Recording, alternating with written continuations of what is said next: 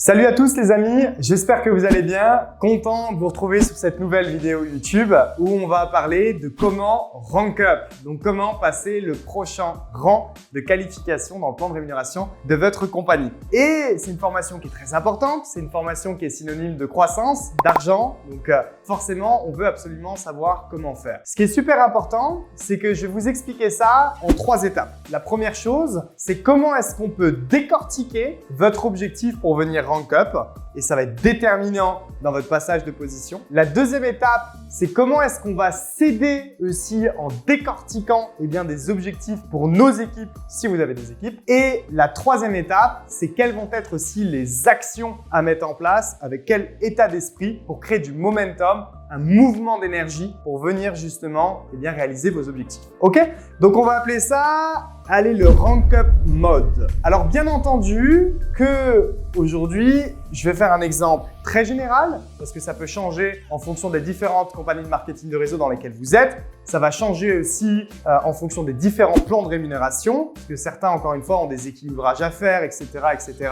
Et donc naturellement, ça peut rendre la chose un peu plus complexe. Ici, je vais faire un exemple simple mais qui au final, vous allez être capable de le dupliquer dans votre plan de rémunération. Pareil, ce qui va changer aussi, c'est qu'on peut tous avoir ce qu'on appelle un panier moyen par rapport à notre client qui va être différent. Certains, vous pouvez générer par exemple du volume à travers plein de ventes de produits différents, plein de ventes de services différents, il y a plein de packages différents, il y a plein de produits différents, d'autres vous avez qu'une offre, qu'un abonnement mensuel, peu importe, ça vous l'adaptez à votre compagnie. Mais je vous donne un exemple. Partons sur un objectif de 10 000 points volume à venir réaliser. Et imaginons qu'on ait un panier moyen ou qu'en moyenne, vous vendiez un package, on va dire, aller à 500 points. Je veux dire, si moi, je me base par exemple par rapport à ma compagnie, on a des packages à 50 points, des packages à 150 points, des packages à 300, des packages à 1000, d'autres manières aussi de faire des points volume.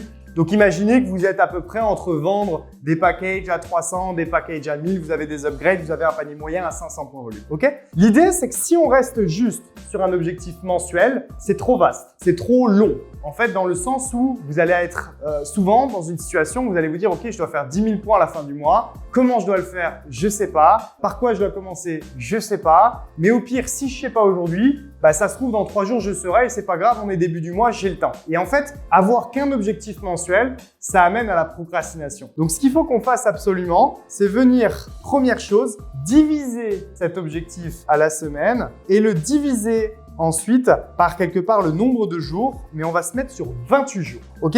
Donc, je vous donne un exemple et on va faire le calcul ensemble. Si on prend par exemple 10 000 et qu'on divise par 4, ça de tête très facile, on est du coup à 2500 points volume à faire chaque semaine. C'est déjà beaucoup plus simple plutôt que de faire 10 000 points au mois, de se dire chaque semaine, je dois faire 2500 points. Et encore plus simple, on va venir se diviser les 10 000 par le nombre de jours, donc 28. Tac. Donc, ce qui veut dire que ici, ça nous donne un total environ, encore une fois, de 357 points volume. Ici, la chose qui est très positive, c'est que c'est encore plus simple, plus concret de venir en fait vous mettre cet objectif à la journée pour que vous puissiez vous dire « Ok, c'est simple, chaque jour, je dois faire 357 points volume. » Et vous voyez, c'est déjà beaucoup plus être dans le concret, dans la réalité, plutôt que de se dire à la fin du mois, je dois être à 10 000. Non, ça veut dire que ça nous met une certaine pression, mais qui est positive. En fait, une certaine urgence où on se dit « J'ai mon objectif journalier. Ça se trouve, je vais être en avance et je vais pouvoir prendre de l'avance par rapport au lendemain. Et tant mieux, parce qu'il se pourrait que j'ai des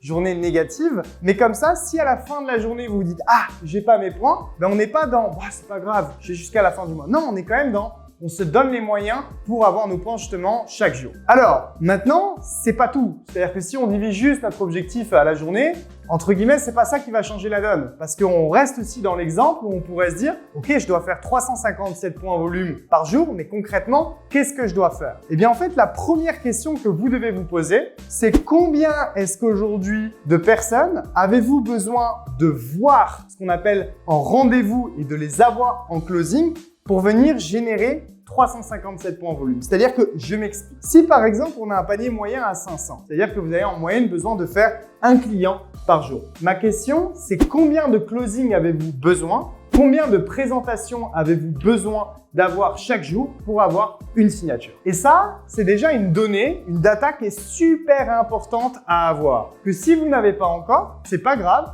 mais à partir de maintenant, vous devez absolument venir noter ces statistiques-là. Ça va vous permettre de vous connaître et ça va venir permettre en fait d'adapter votre objectif. La deuxième question qui est super importante, c'est que si, exemple, vous êtes sur, allez, on va dire 1 sur 4, ok, vous avez besoin d'avoir 4 closings, 4 présentations pour avoir un démarrage, 25%, c'est déjà une stat extraordinaire. L'idée, c'est de savoir la deuxième question, combien de gens avez-vous besoin d'inviter pour avoir une personne présente? Et si par exemple très simple, vous avez besoin d'inviter 4 personnes pour avoir une personne présente, vu que vous devez avoir 4 personnes présentes pour avoir une inscription, pour avoir une personne présente, il en faut 4. Donc si on veut 4 présentes, il faut 4 x 4, ça fait 16 invitations. Vous voyez ce que je veux vous dire? Donc ça veut dire que chaque jour, plutôt que de vous concentrer en mode « Ok, je dois faire 357 points volume », vous allez plutôt vous dire « Ok, chaque jour, je dois avoir 4 closings, 4 présentations. Et pour avoir ça, chaque jour, je dois faire 16 invitations. » Alors, inviter 4 personnes pour un rendez-vous, c'est très fort. Si c'est par exemple 8, c'est pas grave. C'est juste que vous devez inviter 32 personnes par jour. Si c'est 16 pour un rendez-vous, vous devez juste inviter 64 personnes par jour. Mais au moins, c'est beaucoup mieux et c'est beaucoup plus productif en termes de plan d'action de savoir le nombre de personnes que l'on invite par jour pour aller chercher son objectif. Donc, vous voyez, on est passé d'un exemple où au début, on se disait juste « Ok, je dois faire 10 000 points ». Mon leader m'a dit 10 000 points.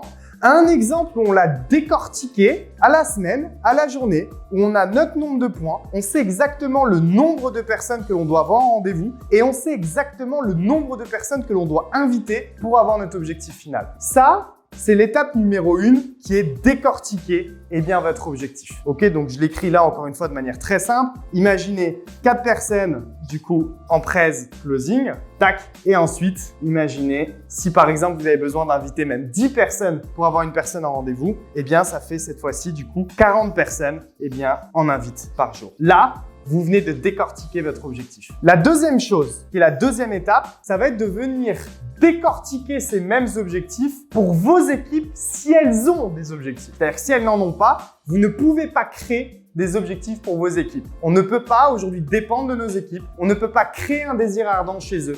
Mais si vous en avez qui ont des objectifs, vous faites exactement la même chose avec elles. Ça va vous permettre en fait de venir créer un levier de volume parce qu'en fait, en réalité, quand on dit 40 personnes en invite par jour et d'avoir 4 personnes en présentation en closing pour 357 points volume, c'est votre organisation et vous-même. C'est très important. Ça n'est pas que vous.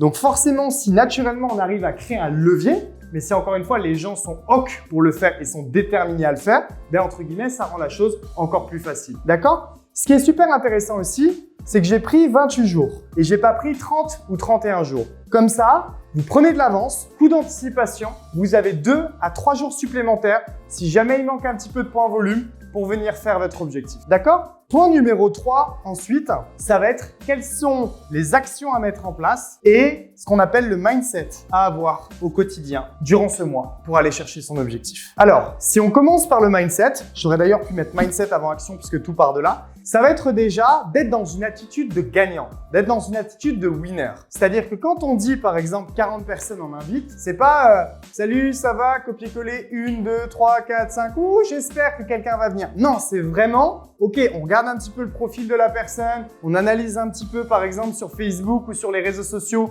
ce qu'on pense par exemple que ces gens-là aiment, je veux dire quelles sont les choses, peut-être leurs passions, leurs traits positifs ou les traits en tout cas qui les intéressent. Et on essaye de faire, je veux dire, l'invitation la plus adaptée. On met vraiment toute sa bonne énergie, tout le bon cœur pour offrir à cette personne-là la chance de découvrir votre produit ou votre service ou votre opportunité. Mais on n'invite pas pour envoyer un message. On invite pour obtenir un rendez-vous. Vous voyez ce que je veux vous dire?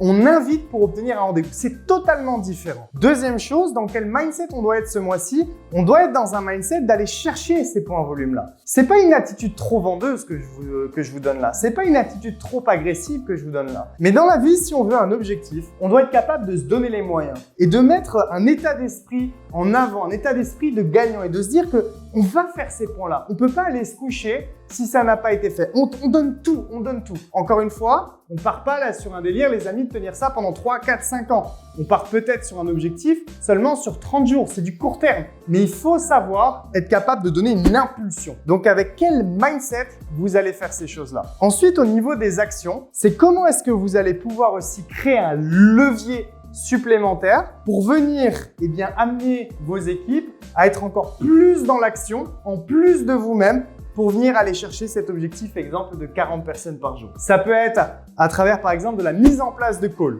Pas juste de motivation, mais de travail en équipe, où on va faire les choses ensemble. Ça peut être par l'organisation, par exemple, d'un challenge, d'une incentive, de quelque chose en fait d'inhabituel, pour venir bouleverser la routine et mettre tout le monde dans une énergie différente. Parce que je vais vous dire quelque chose, et rien que ça pourrait être une vidéo, mais quelque chose que j'ai toujours enseigné à mes équipes. Quelqu'un qui est à son capital énergie à 100% de démarrage. Parce que quand vous parlez à quelqu'un et que la personne peut voir dans vos yeux que vous êtes tant convaincu en fait de votre produit, de votre service, de là où vous allez, de la vision que vous donnez, je peux vous assurer que vous n'êtes même pas à 25%, vous êtes à beaucoup plus que ça en termes de closing. Mais c'est un état d'esprit. Et donc pensez à toutes ces actions que vous pouvez mettre en place pour venir hausser cette énergie dans votre organisation et que vous puissiez toutes et tous ensemble, venir respecter votre plan d'action court terme. Si vous mettez en application ces 3 étapes-là, 1. Décortiquer votre objectif avec 3 jours cadeaux de surprise. Le but, c'est pas de les utiliser, le but, c'est de le faire en 28 jours, mais au cas où, on les a. Devenir